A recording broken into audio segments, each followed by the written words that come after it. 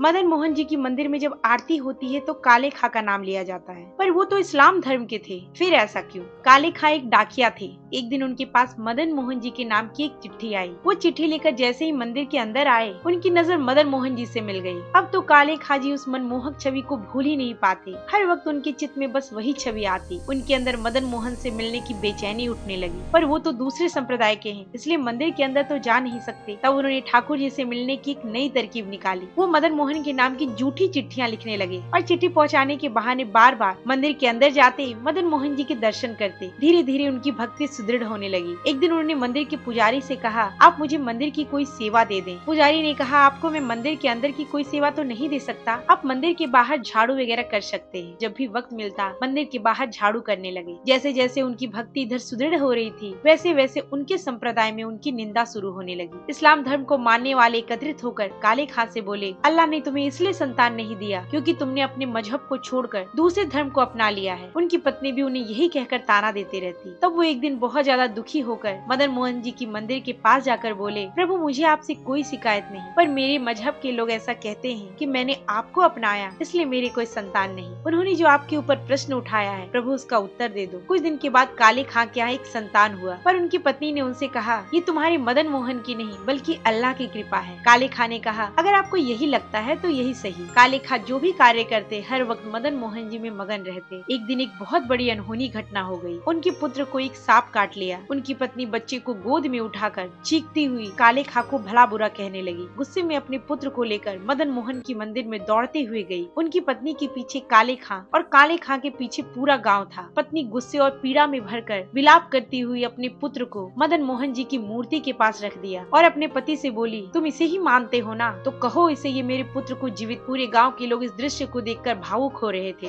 काले खां भाव में भरकर मदन मोहन जी को देखने लगे और बोले, प्रभु मैं जानता हूँ आप मेरी हर बात सुन रहे हैं, मुझे आपसे कभी भी कोई शिकायत नहीं, पर आज बात मेरी नहीं, आज मेरे संप्रदाय के सारे लोग आप पर प्रश्न उठा रहे हैं। हे नाथ कृपा करो और उन्हें बताओ, आपके शरण में चाहे कोई भी आए आप उसका कभी अमंगल नहीं होने देते। तभी उनका पुत्र हड़बड़ा कर खड़ा हो गया और बोला, वो कहाँ गया जो मेरे साथ खेल रहा था? उसकी आंखें बहुत सुंदर थी, उसका चेहरा बहुत सुंदर था, अभी तो यही था, वो कहाँ गया? उनकी पत्नी और गाँव के सारे लोग आश्चर्यचकित थे, पर काले खां जी भाव में भरकर बस मदन मोहन जी को निहार रहे थे। और इस घटना के बाद से राजस्थान के करौली में स्थित मदन मोहन मंदिर में जब भी आरती होती है काले खां का नाम जरूर लिया जाता है। अगर आप भी श्री कृष्ण के भक्त हैं तो कमेंट बॉक्स में जय श्री कृष्णा जरूर लिखें।